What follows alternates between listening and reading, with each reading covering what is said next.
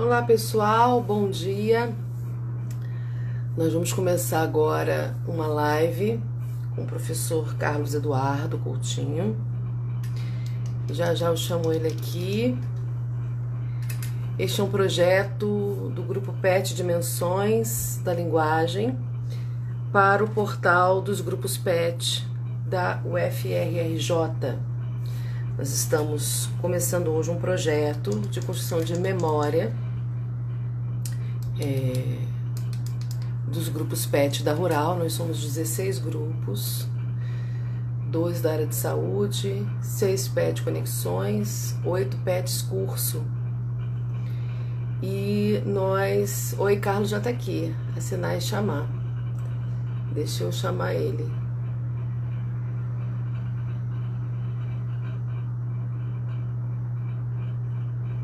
Deixa eu ver se foi, Carlos.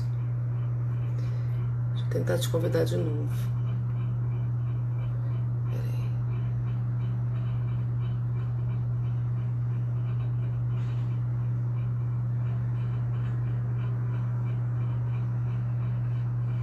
Será que foi, Carlos?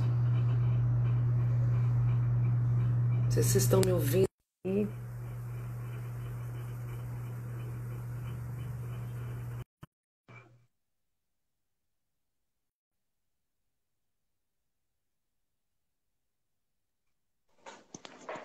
Oi, Carlos. Olá, acho que agora Cadu, foi. né? Foi, né? E aí, Pode ser, Cadu? Cadu. Tudo bem, Tudo bom, querido? gente? Tudo ótimo com vocês. Tudo bem, seja bem-vindo a esse canal. Você está debutando, inaugurando essa atividade, essa proposta. Muito Que feliz a gente ótimo. poder fazer isso, né, com os tutores dos nossos programas PET. Então, vai ser muito legal, porque eu acho que a gente precisa, porque nós somos tão unidos, né, e somos tão potentes, cada um no seu trabalho, que é fundamental que a gente crie uma memória sobre isso, que a gente comece a se ver tanto na nossa individualidade quanto grupo, como no nosso coletivo. Então, ter um espaço em que a gente arquive, discuta, né, os trabalhos de cada grupo, é muito rico. Então, a gente está começando esse ano, né, no meio dessa pandemia, um projeto com os tutores, mas ano que vem a gente quer alargar esse projeto como um projeto de entrevistas orais com os alunos de jornalismo, estagiários e os petianos de jornalismo do nosso PET Dimensões, para que a gente consiga criar esse vínculo, né, de entrevistar ex-petianos, ex-tutores, petianos atuais, discutir projetos em curso. Como o ano 2020 foi um ano muito sui generis, né, muito fora do comum, então a gente está começando assim, né, com algo que a gente sabe que vai trazer muita coisa boa, que é a conversa com os tutores. Então eu queria te apresentar, Carlos Eduardo Coutinho, né, doutor em História, professor do nosso curso de História, né, agora do Campus Seropédica, que já foi de Três Rios, e é o atual tutor, né, desde 2018, do PET História, que é um dos PETs mais antigos que temos. Então, Carlos, eu vou começar a nossa entrevista te perguntando um pouco sobre a história do PET História, como é que ele se forjou, como é que ele se formou, porque ele foi um dos primeiros, né? Depois do PET Física, acho que foi logo o PET História, antes do programa de desenvolvimento dos PET, porque é interessante a gente dar o contexto, né?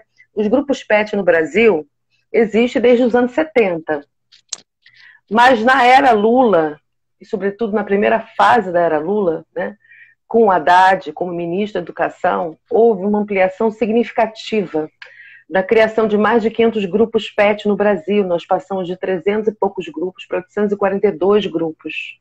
Num edital que foi paulatinamente sendo ampliado entre 2010 e 2013, de novos grupos. Mas antes disso, a nossa universidade já tinha pleiteado alguns grupos PET.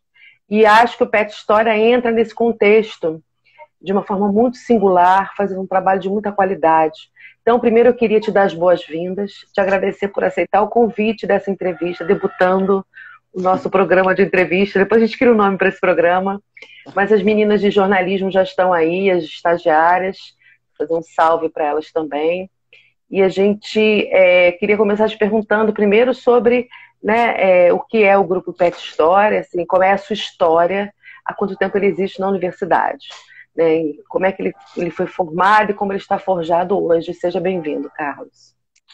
Oi, Simone. Em primeiro lugar, super obrigado pelo convite, né? Eu estou sendo a cobaia aqui desse novo canal, né? Mas assim, eu agradeço muito a oportunidade de falar um pouco mais desse trabalho e dar os parabéns pela iniciativa, né? Que eu acho fundamental que a gente se conheça mais, apesar da gente se encontrar bastante, o pet na rural ser um pet muito unido, né? O que a gente não vê em outras universidades, isso é muito bom da gente reforçar. E dizer que é bom a gente estar sempre em contato, né? Estar sempre reunido, mesmo que seja nessas plataformas novas, né? Que não são tão novas, mas que nós fomos forçados a entrar de cabeça, né? E aí, para falar um pouco do PET, eu tenho que falar um pouco antes de mim, né? Ele, em 2006, quando abriu, na verdade, esse primeiro grande edital, como você já falou, né? De novos chamamentos para grupos PETs no Brasil inteiro. E aí um grupo de professores de um curso muito pequenininho de História, ainda na Rural, em 2006, se eu não me engano, eram 7 ou 8 professores de História, e aí liderados pela professora Margarete Gonçalves, escreveram o primeiro projeto, e em 2007 o projeto foi agraciado. Então, desde 2007, o PET História, ele funciona na Rural, né? A minha história na Rural, ela começa em 2008, e aí a minha trajetória, como você falou, é um pouco mais engraçada, porque eu começo em Seropédica em 2008, vou para 3Gs em 2010 e volto em 2018, e aí de vez para o PET, né? Você até foi a minha banca no concurso na época para tentar ser integrante como o tutor do PET, e em 2018 eu volto. Então a gente tem desde 2007 o PET História funcionando. Então já passaram como tutoras, é importante relatar isso, porque cada uma deu uma contribuição muito importante para o PET. Primeiro foi a professora Margarete Gonçalves, né, que fez todo o trâmite do processo, ficou, se não me engano, durante 4 ou 5 anos. Depois a professora Adriana Barreto, e logo depois veio a professora Fabiane Popiniges, a qual eu substituí como tutor, né? Então foi uma trajetória de mais ou menos 11 anos, e com grandes produções, com grandes avanços e com grandes conquistas, né? Mas dizer por que ele surgiu. E ele surge com um objetivo muito claro. Essa região onde é que a Rural, né, e aí o campus que eu falo, Seropédica, está localizado, é um local que pertencia ao grande município, né, antiga província de Itaguaí, que incorporava os municípios hoje, né, de Itaguaí, Seropédica e Paracambi. E aí é importante falar que essa região foi a segunda região mais importante do estado do Rio de Janeiro no século XIX. E nós temos muito poucas informações do que aconteceu nesse século XIX, no século XVIII e principalmente no século XX nessa região. E a história foi abandonando essa região. Então, o PET História ele vem com o objetivo de resgatar essa memória da região, resgatar a importância, né, de Itaguaí, de Seropédica e de Paracambi nesse século XIX. Então, a professora Margarete, quando formou o PET, ela formou o PET pensando exatamente na principal documentação histórica dessa região, que são os arquivos eclesiásticos, né, os arquivos paroquiais de igreja, de batismos e de óbitos de pessoas do século XIX. E aí ela começa com essa proposta para transformar essa produção histórica, a produção de banco de dados sobre essas pessoas livres e escravizadas que viveram nessa região, para que a gente pudesse produzir materiais didáticos para as escolas da nossa região, não só de Seropédica, mas de Itaguaí e Paracambi. Até porque hoje, se você abre o site, né, do município de Seropédica, da prefeitura, e de Itaguaí, você não tem indicações de livros importantes produzidos da história da região. Agora já tem o primeiro livro, que foi produzido pelo PET, né, com a orientação da professora Fabiane. Então, esses dois municípios hoje citam esse livro, que foi criado pelo PET, no histórico lá do município. Então, a intenção sempre foi essa, trazer de volta essa memória e reforçar essa identidade da região como uma região muito importante no século XIX para o estado do Rio de Janeiro e para o Brasil. Foi isso, Simone. Acho que eu te respondi. Sim, e aí em função disso, quer dizer, a partir do momento em que vocês detectam essa ausência de materiais, como é que foi o processo de acesso a esses arquivos e como é que longitudinalmente vocês desenvolveram esse trabalho? Porque aí você começa a detectar uma demanda, observa que existe uma ausência, quer dizer, para chegar no livro que foi lançado, acho que em 2018, né? Eu lembro que eu fiz a cobertura do lançamento do livro, Trilhas e Rumos. Isso. Para chegar a esse livro e todo esse processo de construção com os bolsistas, né, que são estudantes de história, que é um PET curso, e isso é interessante porque o PET curso ele tem uma dinâmica muito interessante, porque em alguma medida ele está ligado às produções do curso, ao mesmo tempo ele é muito extensionista e cria perspectivas diferentes que o curso, muitas vezes, assoberbado com as suas funções dominantes da graduação e do ensino e da própria pesquisa, não consegue desenvolver. Então, eu entendo que os PET cursos são uma linha extensionista muito importante para a relação das áreas de conhecimento a que estão relacionados. Então, assim, no momento que se detecta essa demanda e no momento que se começa a fazer essa pesquisa, como é que foi esse processo de acesso a esses arquivos, as pesquisas de campo, como é que vocês estruturaram esse trabalho do PET, como é que vocês acharam um caminho para vocês e o que então foi consolidado nesses últimos 11 anos em termos de construção de material, de acervo, para chegar a esse livro em 2018, que é uma coletânea dos estudos realizados, né, nos últimos tempos. Não, é uma ótima pergunta, porque é um trabalho de 11 anos, né, por exemplo, até 18, né, foram 11 anos, mas é importante destacar que foi um trabalho lento, né, porque o primeiro grande trabalho foi encontrar essa documentação, né, de registro de batismos e óbitos nas igrejas, né, principalmente na igreja paroquial ali no centro de Itaguaí. E aí se iniciou um processo de digitalização dessa documentação, né? Na época, eu lembro que a Margarete nos contou que não pôde tirar aqueles documentos, aqueles livros antigos da igreja, então toda essa documentação teve que ser digitalizada localmente. Então você imagina deslocar, né? Na época não eram 12 bolsistas, se eu não me engano, eram 6 bolsistas apenas, e aí deslocar esses alunos de Seropédica ou de outras regiões da cidade do Rio, né? Que os nossos alunos estão espalhados, e fazer esse processo de digitalização, né? Deu uma documentação gigantesca, né? Então, o primeiro trabalho foi esse, de fotografar, de digitalizar, que levou muito tempo. E aí, a gente digitalizou na época de 2007 a 2009, não só documentos de Itaguaí, a gente também tem documentação de São João Marcos, né? Que é um município que não existe mais, foi alagado. A gente tem documentação também de Mangaratiba, de Piraí, tudo isso está digitalizado. E aí o segundo passo foi transformar esses arquivos digitalizados em bancos de dados, né? Então, hoje, finalizando, e aí na minha gestão acaba a gente finaliza os bancos de dados, hoje nós temos 16 bancos de dados de registros, né, de batismos, de óbitos, de livres e de escravizados. São mais de 23 mil pessoas registradas nesses bancos de dados. E depois desse processo todo, né, de alimentar o banco de dados, a gente vai para o terceiro momento, que é a análise desses dados, né? Então, a gente começa a construir gráficos, começa a construir tabelas. Alguns alunos fizeram a sua monografia sobre esses documentos. Nós já temos doutorandos, né, trabalhando com essa documentação. Então, a gente tem, por enquanto, 23 mil registros, né, de pessoas nessa documentação inteira. Então, estamos na etapa seguinte da análise de dados, que é da escrita. Então, alguns alunos, no meio do caminho, já começaram a escrever. Esse livro foi importante, né, nas Trilhas da História, em 2018. Nós já escrevemos um segundo livro, estamos concorrendo a 2 editais, para ver se a gente consegue publicar pelo menos em e-book, mas a gente ainda tem material ainda para fazer dissertações, para fazer teses de doutorado, até porque a gente finalizou o banco de dados sobre o século XIX, mas nós já começamos a digitalização de uma outra documentação, porque quando mais você vai entrando, mais você vai encontrando, né?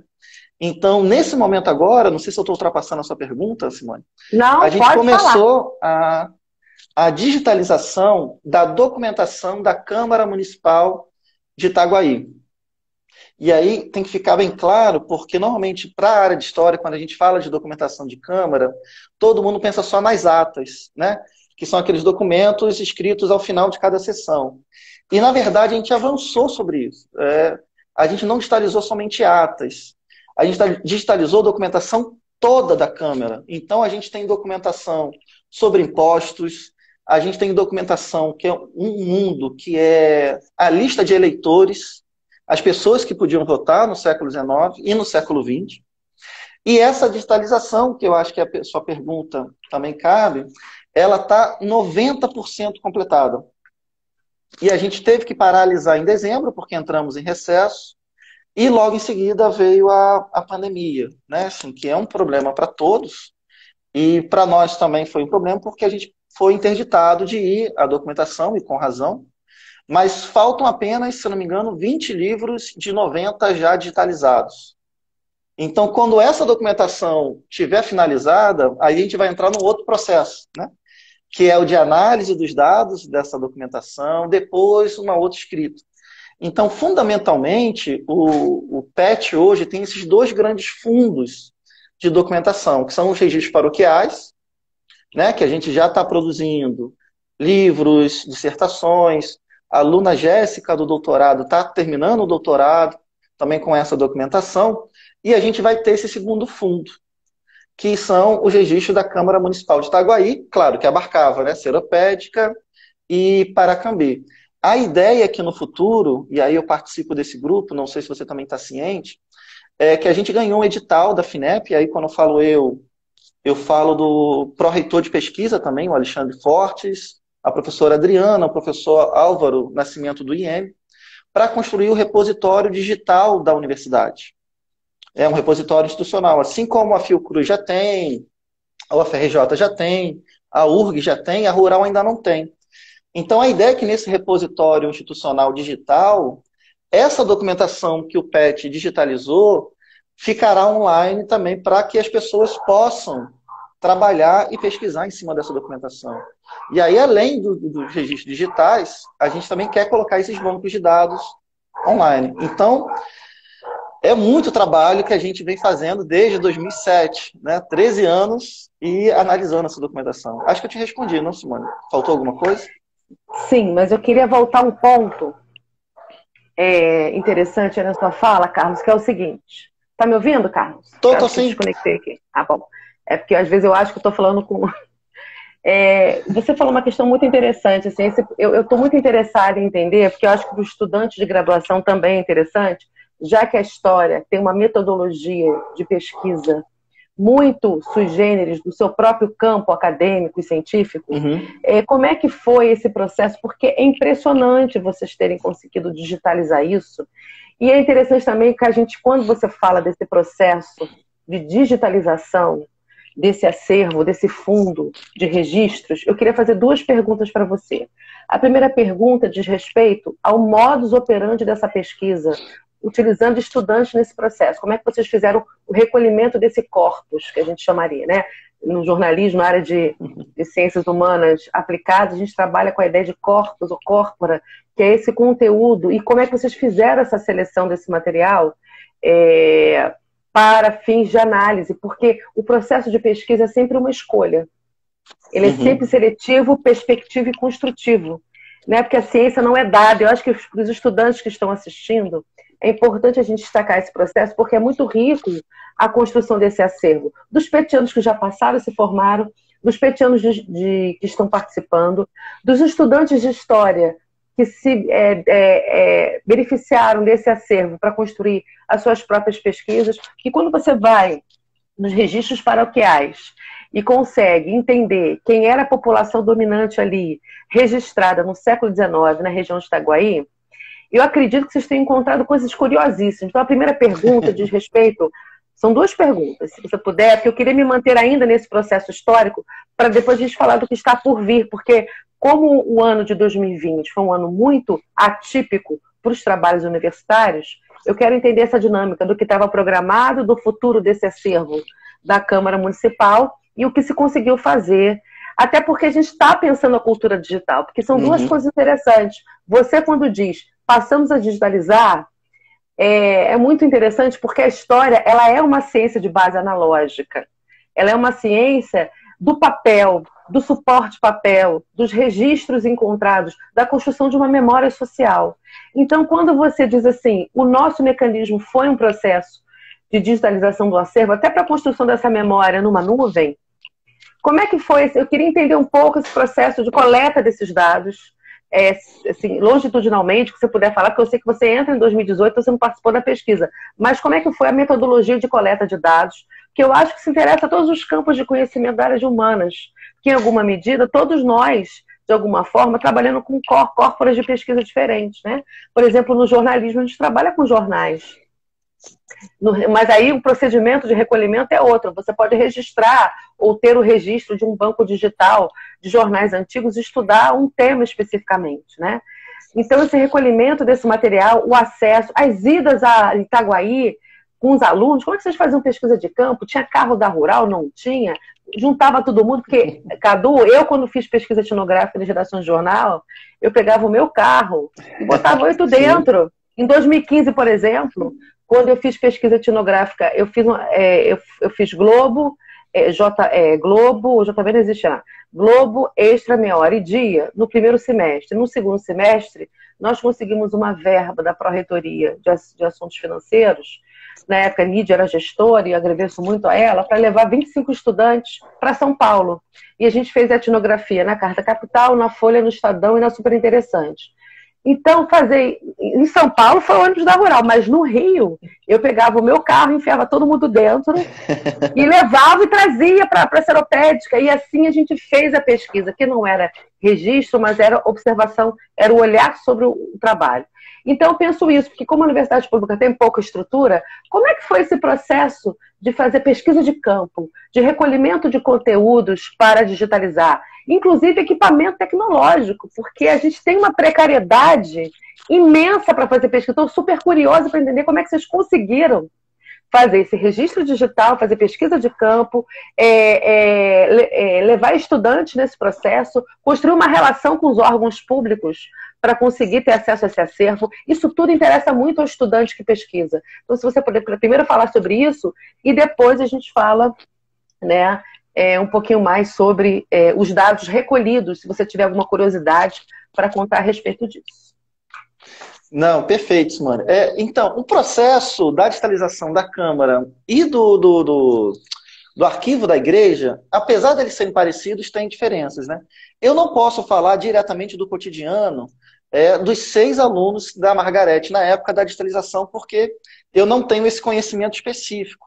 Mas o que eu posso falar que é um modus operandi nosso do PET, né, e permaneceu, é que, primeiro, né, a gente não larga os alunos no meio do arquivo.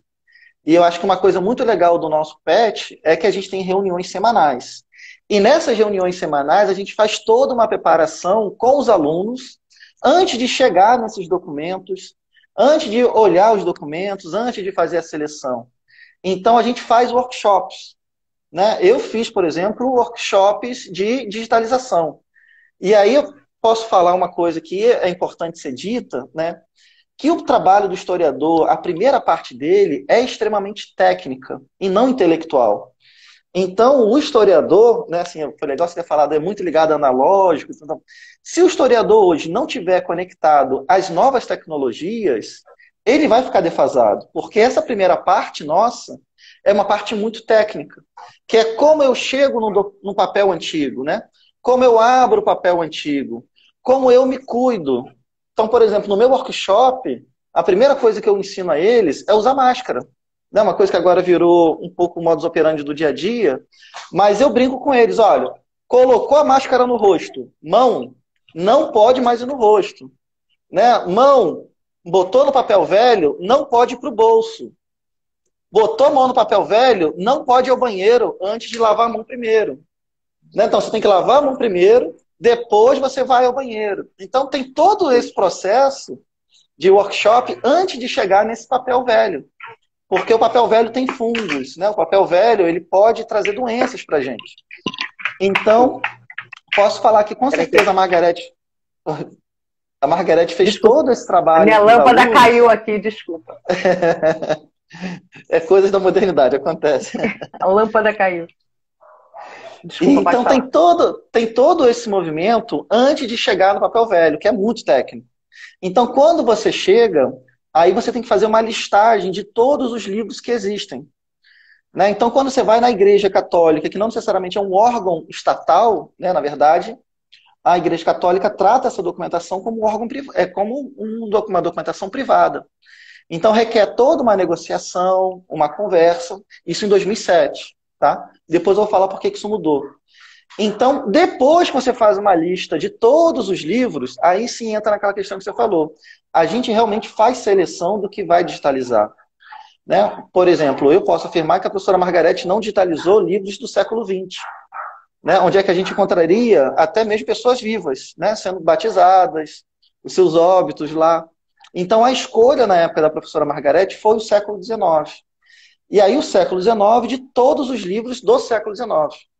Por isso ela digitalizou livros, né, que não são de Itaguaí. Tem de São João Marcos, tem de Mangaratiba, tem de Piraí, que são livros que ninguém mexeu até hoje. A gente também não montou banco de dados sobre eles. Né? Então, esse foi o primeiro processo técnico. Aí o segundo processo que continua nessas reuniões, né, semanais, é também de workshop de como montar banco de dados. E aí teve que fazer um curso, a gente tem que dar curso de Excel para os alunos, né? De como eles criam o Excel, de como são as categorias que estão ali no batizado, né, no batismo, porque vai ter informações como o nome dos pais, algumas vezes o nome dos avós. Se é escravizado, aparece o nome do proprietário do escravizado. E aparece o que é o principal, que são os padrinhos, né? Que mostra a relação dessa família sendo maior. Então a gente faz um segundo trabalho técnico, que é ensinar a mexer em Excel, que é muito chato, né? Assim, mas é um trabalho que necessita para trabalhar essa documentação. E a terceira fase, que é a extração de informação do banco de dados, também requer um outro workshop. E aí é que entra a parte intelectual, que é a leitura de bibliografia sobre esse período, é a leitura de outras experiências de pessoas que trabalharam com esse tipo de banco de dados. E aí a gente vai ensinar, por exemplo, como monta gráfico, né? Como monta tabelas, como trabalha porcentagem. Então, o trabalho do historiador ele é muito técnico nesse momento, né? Porque só no último momento que entra a parte intelectual, que é de fazer análise desses dados, que é de construir textos. Então, é extremamente trabalhoso e demorado. Agora, a ida desses alunos, vamos lembrar que com a professora Margarete eram 6 alunos, né? Então, a Rural, ela nunca deu nada, né? E a gente já solicitou várias vezes, né? Não deu ônibus, não deu carro. E os alunos, por conta própria, que tiveram que ir a essa documentação. Né? Eu falo muito da segunda experiência de digitalização da Câmara, que os alunos, por exemplo, pegaram um verão. Né? Um verão num lugar que pelo menos tinham 2 portas, mas não tinha um ar-condicionado. A gente teve que negociar a mesa para colocar lá. E o equipamento. Né? O equipamento, na época da professora Margarete, eu não vou lembrar qual foi que ela utilizou, mas eu tenho um equipamento que é meu, do Cadu, né? Que eu empresto ao PET para fazer essa digitalização. Então, como é que funcionou o segundo momento técnico, né? Aí sim a gente teve um órgão estatal, que foi a Câmara Municipal. A gente teve que ir à prefeitura, porque é uma coisa louca, né? A documentação da Câmara Municipal não pertence ao Legislativo. Hoje ela pertence à prefeitura, porque ela está na Secretaria de Educação. E aí teve que pedir à secretária de Educação passar uma documentação, autorização para poder digitalizar. Depois a gente vai ter um outro processo para colocar online, que é de pedir autorização para colocar online.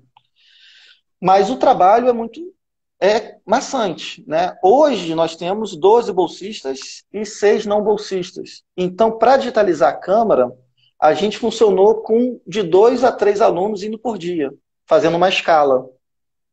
Para que não ficasse muito pesado financeiramente, porque vamos lembrar que a passagem de Seropédica para Itaguaí acho que passa de R$ 5, né? Porque é bem caro. Tenho alunos da cidade do Rio e eu tenho um aluno, por exemplo, de Barra Mansa, né? Que um dia ele gastou R$ 100 para poder trabalhar e voltar. Então, é uma situação da qual a gente É não um tem terço, apoio. é um quarto da bolsa, né, deles. R$ 100 é um quarto da bolsa deles. Sim, então, e o equipamento tem que ser trocado entre eles, né? Então tem que ficar, por exemplo, um aluno responsável de entregar o equipamento para outro aluno. Então, é um trabalho muito pesado nesse momento técnico, né, da digitalização. E é muito exigente dos alunos. Então, eu deixo aqui um agradecimento a eles, porque eles são heróis, né? Eu fui, por exemplo, nesse lugar para digitalizar a câmara, se eu não me engano, eu fui 2 ou 3 vezes, né? Porque teve alguns problemas, então a gente sempre tem que ir. E vou falar, para mim foi extremamente cansativo, né? E eu ainda fui de carro, de ar-condicionado, né? E eu fui num momento que não era o verão, então ainda estava ventando um pouco. Então você passa por todos esses percalços, né? Mas o que eu posso falar do que vai sair dessa documentação, a gente vai ter agora 5 alunos que vão terminar a graduação. E serão 5 monografias sobre essas 2 documentações. Então, o que eu posso te falar de interessantíssimo que já saiu e que está nesse livro, vai estar nessa monografia, e eu estou com esses 5 tentando, ajudando eles no que eu posso, né, claro, no projeto para o mestrado e para a prova do mestrado. A gente tem, por exemplo, uma menina que já está, a Juliana, que está no mestrado, ela conseguiu encontrar africanos sendo registrado seu óbito com 120 anos. Africanos sendo registrados com 110 anos.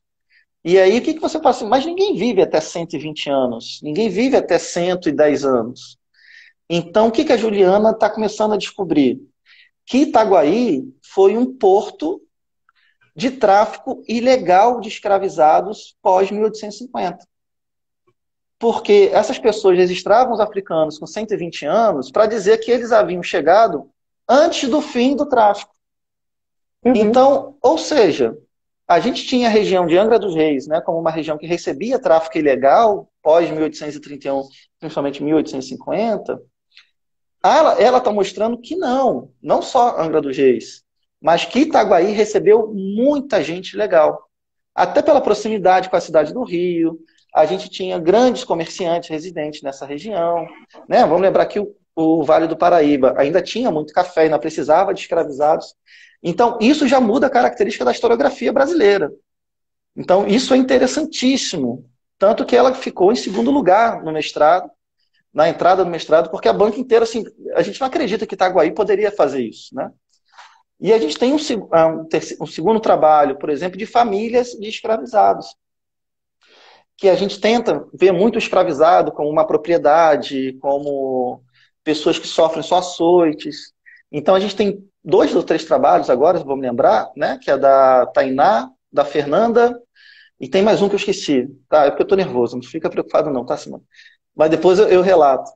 Mas elas estão encontrando, por exemplo, famílias escravizadas gigantes, que incorporam pessoas que são libertas, pessoas que são livres, avós, pais, filhos, netos.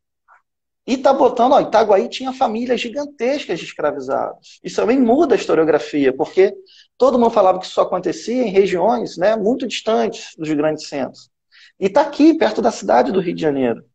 E a gente tem um terceiro trabalho, que é o da Joiciane, que está mostrando, por exemplo, que as elites, da Joiciane e da Ágata, elas pegaram 2 pessoas específicas. As elites de Itaguaí no século XIX, e agora eu esqueci o nome dos 2 caras muito poderosos, os caras foram vereadores, os caras foram deputados do Estado, eles tinham uma ligação com a cidade do Rio de Janeiro gigantesca. Então mostra que os caras que estão morando em Itaguaí, eles não estão deslocados da política nacional. Pelo contrário, esses caras que estão em Itaguaí, eles fazem parte da construção da política nacional. Então, isso eu estou falando que a gente mexeu só superficialmente nessa documentação. Estou falando de 6, 7 trabalhos. Dá para sair daí coisas muito mais interessantes. Por exemplo, eu acho que nessa lista de eleitores que a gente digitalizou, nós vamos encontrar ex-escravizados votando. Porque a gente tem essa mentalidade, né? O voto era censitário, o voto era proibido, você tinha que ter dinheiro para votar. eu acho que a gente vai lidar com uma situação que vai mexer com a nossa cabeça. Por exemplo, ver ex-escravizados votando, vendo pessoas pobres fazendo políticas na rua para candidatos em pleno século XIX. Então, o que eu acho que vai vir por aí? Esse livro de eleitores vai ser um negócio fora da realidade. Eu acho que a gente vai encontrar pessoas. Um segundo livro que a gente tem, que é de imposto, né? Então, ele tem um nome da casa, tem o valor da propriedade da casa, tem quem reside na casa. E aí, se a gente cruzar, a gente vai poder montar um mapa de Itaguaí e de Seropédica, dizendo quem morava na casa. E aí a gente pode discutir, por exemplo, será que os negros tiveram acesso à compra de casa? Será que os negros tiveram acesso à compra de terras? Então, a gente pode montar um mapa interativo para o futuro, olha que legal, né? Indicando quem eram as pessoas que estavam residindo em cada casa. Então, você monta um mapa super legal, e aí você clica em cima. E aí vai aparecer todas as fontes daquela casa, vai aparecer as fontes da delegacia, vai aparecer as fontes, sei lá, a gente não sabe, vai que existia um prostíbulo em Itaguaí, a gente nunca ouviu falar. Vai que existiam as casas de cultura, né? Porque a gente fala pouco de cultura em Itaguaí. Né? Será que tinha Folha de Reis? A gente vai encontrar Folha de Reis. Então, isso para o futuro, essa documentação que ainda sequer foi mexida, porque a gente não terminou ainda a digitalização. E eu acho que uma das coisas principais que vai ser para o futuro vai ser a rediscussão de coronelismo. Né, que a gente tem muita ideia de que coronelismo é um poder, né, que vem de cima para baixo, né, que são os grandes proprietários que mandam nos trabalhadores votarem nos seus candidatos ou funcionam através da violência. E a gente vai ver muita gente rebatendo o coronel. A gente vai ver muita gente atuando politicamente. E isso vai estar nas atas, porque o coronel vai reclamar. Então, a gente tem um mundo ainda, e se eu posso brincar com você, eu acho que a gente não mexeu em 0,5% da história de Itaguaí, Seropédica e Paracambi. E tem muita coisa. Eu estou falando assim para incentivar a galera a estudar a história de Itaguaí, tá, Simone? Agora, Carlos, é interessante, a gente está com ainda uns 20 minutos aí para conversar, e que bom que a gente tem esse tempo, que eu estou achando muito interessante o que você está trazendo, porque, assim, é bom lembrar o quanto que o PET, ele mesmo esse tripé de ensino, pesquisa e extensão, e eu vejo com muita clareza nesse processo de vocês, o quanto isso foi potente, porque quando você tem alunos indo para pós-graduação, levando essa experiência de um acervo de pesquisa já para ser utilizado numa nova perspectiva, você está usando o PET para que esse menino se verticalize. E isso foi um dos princípios fundadores do PET. Ainda bem que o PET também não se manteve só nisso, porque como o PET começa em 79, num governo militar, que pensa que a meritocracia acadêmica é o valor mais importante para esse menino prosseguir, e aí ele se inicia no Brasil numa dinâmica de valorizar o aluno, por isso a ideia de tutoria, o aluno que é bem na graduação nas áreas de exatas e biomédicas, para que ele permanecesse se verticalizando, essa é a mentalidade primeira do PET. O PET se expande porque o Brasil é plural, porque a universidade pública é um lugar de consciência social, e aí quando ele se expande para criar novas perspectivas, a gente vai entendendo o alargamento do programa. Então, o PET História demonstra, no seu processo de pesquisa, é uma atividade de pesquisa, o quanto isso ajuda na formação dos meninos como instrumento do fazer do historiador, e como isso é de caráter extensionístico. Imagina esses meninos, debaixo de sol, de chuva, tendo que entrar em contato com esses agentes, com esses órgãos públicos, para o recolhimento de dados, tratar esses dados. Então, que trabalho lindo, Cadu, parabéns para vocês. E aí isso também me faz pensar que a gente tem que, ano que vem, e isso eu falo como primeira entrevista nossa, e nós enquanto tutores discutindo, a gente tem que pensar numa política para que a gente consiga espaço para fazer pesquisa de campo na universidade. E o PET, como ele é muito unido, e a gente tem, você estava falando, eu lembrei, que o PET Etno faz pesquisa de campo, porque trabalha com os quilombos e com os acervos religiosos e de matriz africana, o povo cigano, então está sempre fazendo pesquisa de campo. O PET Geografia faz muita pesquisa de campo. O PET Baixada faz, o PET Inclusão com os agricultores. né? O PET-TR faz muita pesquisa de campo, então eu penso lá em Três Rios, né, o Geografia no IEM, o Baixada no IEM, nós temos o Inclusão, que trabalha com os agricultores, o PET Floresta, Engenharia Florestal, faz muita saída e passeios, vocês. Então a gente tem uma feição de grupos que precisam do apoio institucional para realizar os seus trabalhos. Me dá muita tristeza saber que esse menino gastou R$ 100, que é um quarto da sua bolsa para ele sobreviver, fazendo esse ir e vir. Então a gente precisa amadurecer, já somos um grupo maduro que se ajuda muito em diversos aspectos, mas eu acho que a gente precisa amadurecer uma política do PET da Rural para que a gente possa fazer propostas às nossas autoridades, aos nossos líderes lá dentro, os novos reitores, as pró-reitorias, inclusive a Prograde, que nos apoiou sempre muito, né? O último ENAPET, que a gente foi, o penúltimo e o último, né? O último a gente foi com a verba que sobrou do Sudeste PET, pôde auxiliar os alunos na ida a Natal.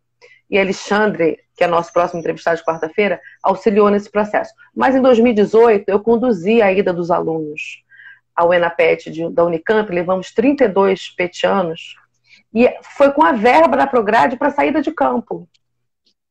Então, eles receberam um auxílio para fazer representação num evento do PET nacional. Precisávamos estar ali, fomos 32. E no ano seguinte sediamos o Sudeste PET por causa da nossa presença na PET. Então é isso, acho que a universidade apoiando as nossas saídas de campo. O PET ele é de base extensionista e através da extensão ele produz riquíssimas pesquisas e aprendizado de ensino.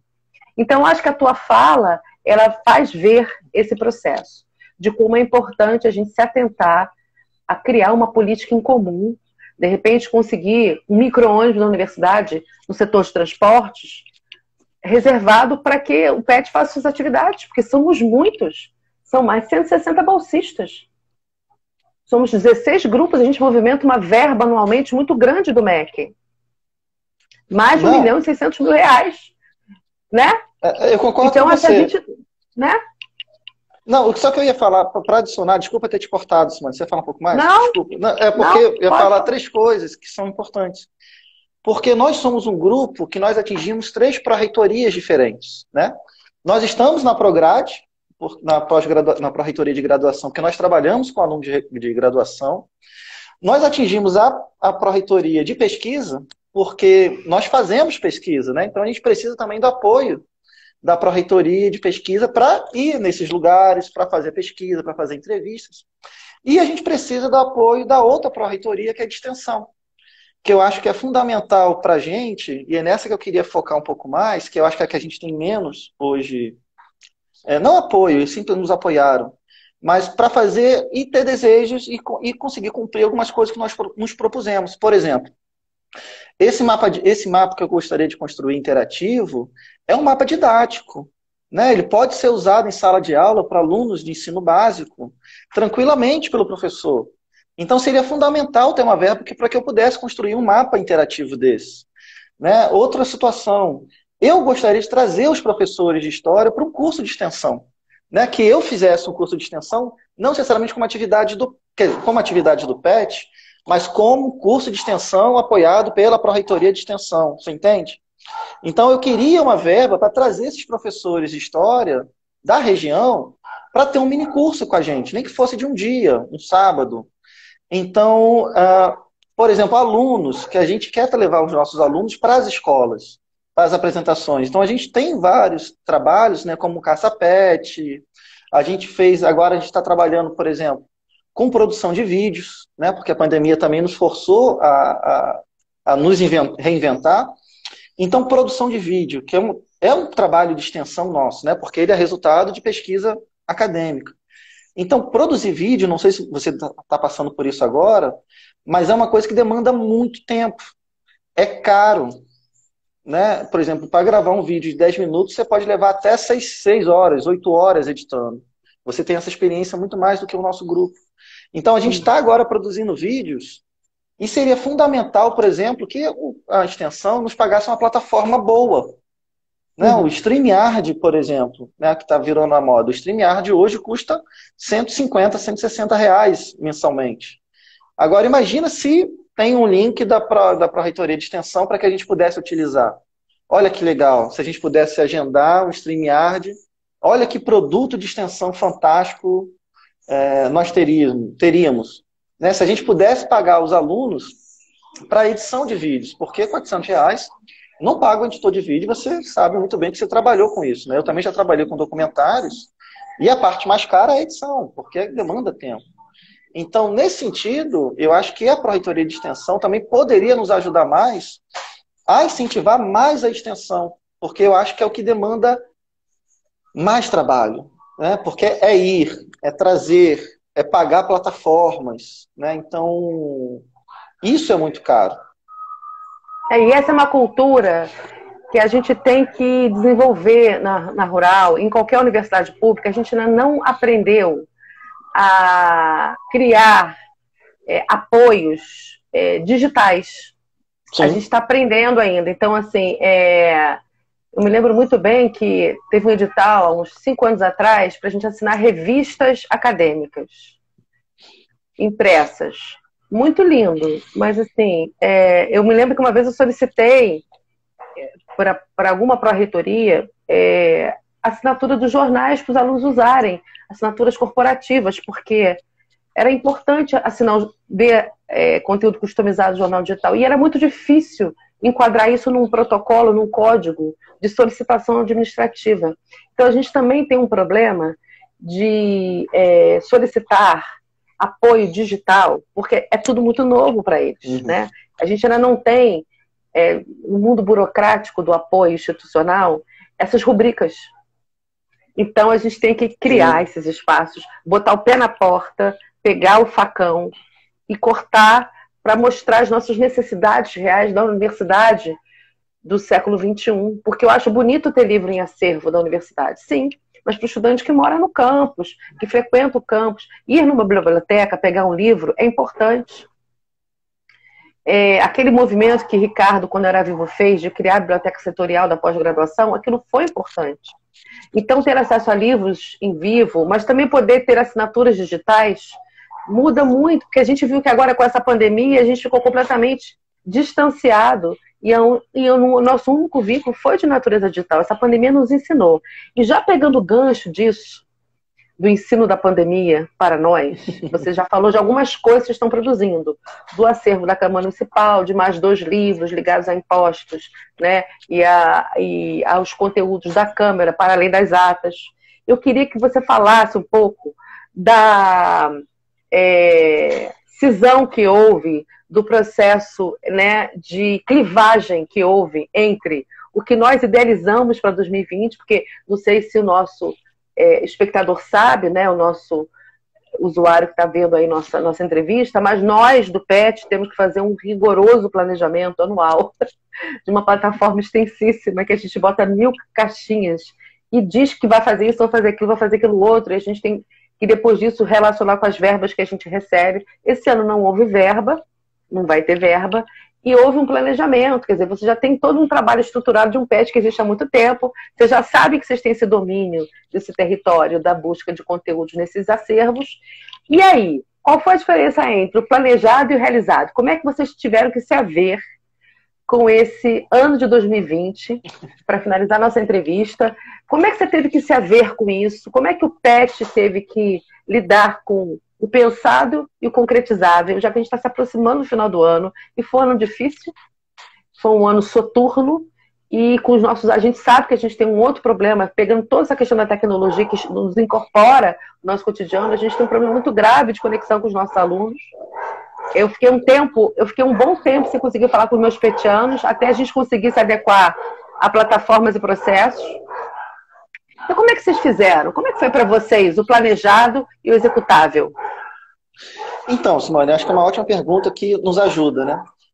Diante de tudo que foi planejado, eu acho que efetivamente o que a gente não vai conseguir cumprir vai ser a finalização da digitalização, né? Porque depende de ir ao lugar, do lugar estar aberto. Agora, o restante, a gente conseguiu se reinventar e se reinventar muito bem, né? Eu acho que o canal, depois, se vocês quiserem acessar, tá, gente? A gente vai começar a colocar vídeos semanalmente, já tem, se não me engano, 2 ou 3 vídeos. Mas a gente tem transformado, por exemplo, as nossas reuniões semanais, que são reuniões de discussões de texto, são reuniões de workshop, são reuniões que a gente convida pessoas especializadas no tema, de pesquisa que a gente está trabalhando. Então, já teve entrevistas com pós-doutorandos, a gente teve na semana passada um aluno doutorando também que trabalha a região de Itaguaí. Isso tudo vai virar vídeo para o nosso canal. Então, isso vai ser já um mega produto de extensão que a gente não imaginava que a gente faria. E está sendo de alta qualidade, né? A gente vai ter também agora, eu acho que foi nosso maior desafio, que além da digitalização, a gente conseguiu terminar o banco de dados, né? E na minha gestão eu coloquei isso como prioridade, terminar todos os bancos do século XIX. Então, foi finalizado, a gente conseguiu fazer digitalmente, porque já estava tudo digitalizado, então dava para terminar em casa. E a gente vai ter agora, que vai ser o nosso grande desafio, que vai ser a 10ª jornada PET, que é uma jornada que a gente faz de 3 a 4 dias, né, normalmente. De manhã a gente tinha mini cursos, à tarde, na qual a gente incentiva alunos de graduação e de pós-graduação a apresentarem seus primeiros trabalhos. Né, como se fosse a primeira vez, para tirar aquele medo que você tem de apresentar trabalho, de comunicação. E essa será a nossa 10ª. Então vai ser comemorativa. Então o nosso desafio foi transformar esse momento da jornada, que era presencialmente de 4 dias, transformar isso para o mundo digital. E nós conseguimos, nós estamos conseguindo. Então, toda quinta-feira que a gente tem reunião pela manhã, a gente testa uma plataforma nova para fazer essa live da nossa jornada. Então já testamos todas as plataformas que você possa imaginar. Nós chegamos a uma conclusão semana passada, e aí, como não tem verba, né, eu vou tirar do meu próprio bolso para financiar essa plataforma, e a gente vai fazer essa 10ª jornada. Vai ser um grande desafio. Eu acho que vai ser, por ser a 10ª comemorativa, todas as ex-tutoras estarão presentes, né, a gente fará uma comemoração, e terão apresentações, e você, Simone, me conhece, sabe que eu não sou muito normal, e eu quero fazer uma live musical no final dessa jornada. No estilo dessas sertanejos que estão na moda. Então, o meu último desafio... Pensei que você queria samba, que você é sambista. Sim. Você queria um samba. Já estou fazendo orçamento com várias pessoas, vou tirar do meu próprio bolso também, mas que a gente também traga um pouco disso, né, de extensão, e testar essas coisas novas. Por que não fazer uma live musical no final de uma jornada PET? Porque o PET é isso, PET é união, PET é estar todo mundo junto. PET é aglomeração, né, completamente anti-pandemia.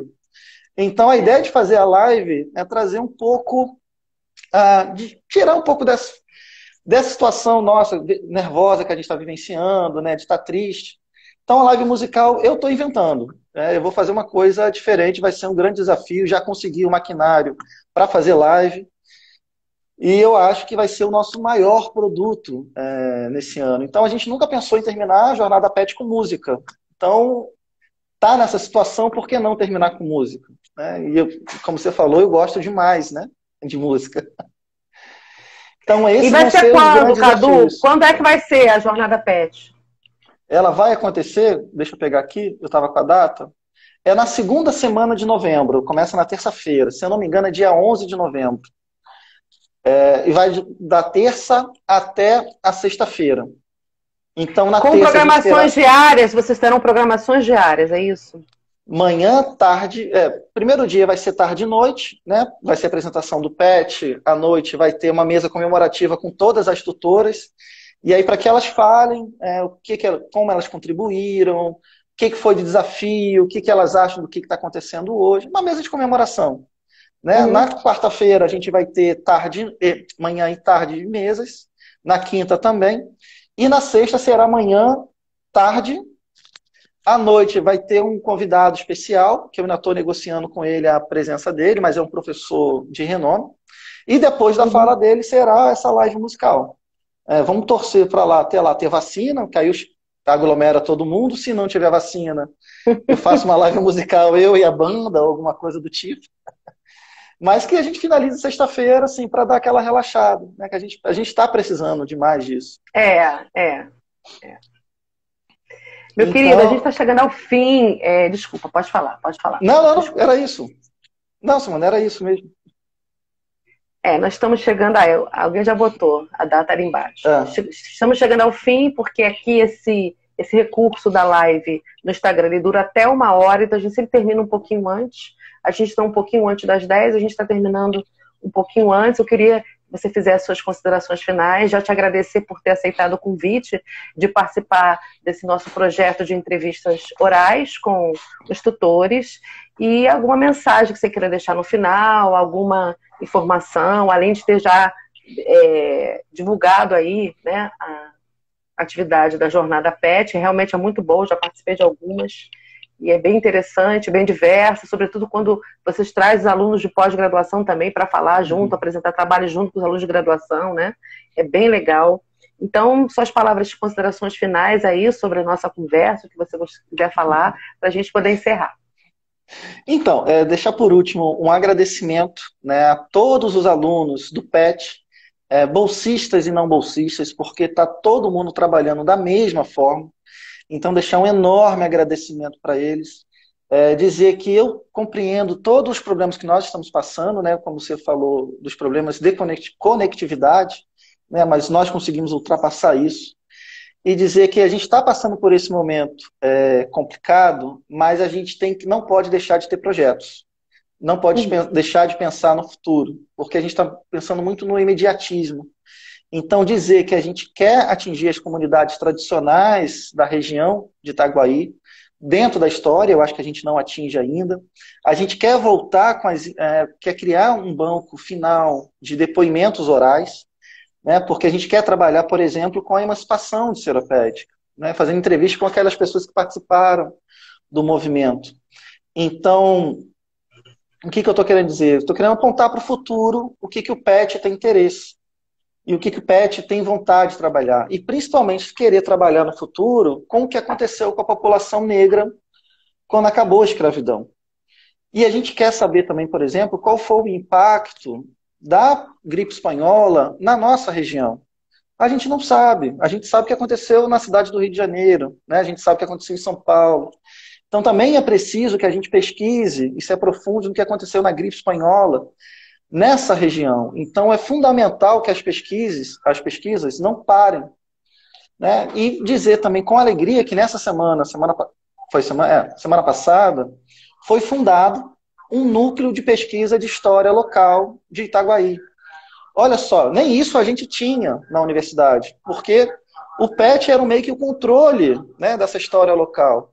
E agora eu fico muito feliz que esse núcleo de pesquisa de história local tenha sido criado fora do PET, porque ele pode agregar professores, pós-graduandos de outras universidades, não necessariamente da Rural, e que isso não fique focado somente no PET. Então, dizer isso para vocês, que a gente tem que ter projetos, não fiquem no imediatismo, não fiquem nesse medo, vamos pensar o que a gente pode fazer, porque tem muita coisa para a gente fazer ainda, pensando no ano que vem, ou pensando nesse ano ainda mesmo. Então, Simone, eu queria só deixar essas palavras finais de vamos levantar, a gente tem muita coisa para fazer, de animação para todo mundo. Muito bem, Cadu, muito obrigada. Cadu, ano que vem vamos nos encontrar novamente, talvez numa plataforma um pouco mais sofisticada que essa, como você a gente fica testando. Eu acho que PET História tem muito a dizer. Existe muita pesquisa interessante entrecruzada em curso. Eu vejo que vocês estão, ao analisar esses acervos, estão pensando nessa memória local, as questões de racialidade, negritude, território, relações entre os grupos sociais da época, a política, né, o coronelismo, como você falou. Então, tantas coisas em torno da análise desse acervo, desse fundo, que eu acho que tem pesquisa assim, para mais 50 anos, né? Vocês ficarem 50 anos. Olha, vai terminar a nossa live. Então, 5 segundos. Um beijo. Terminamos por aqui. Obrigada. Obrigada a todos que assistiram. Tchau. Tá dizendo aqui que vai terminar em 16 segundos. Um abraço. Obrigada, Um abraço. Tchau, gente. Obrigada.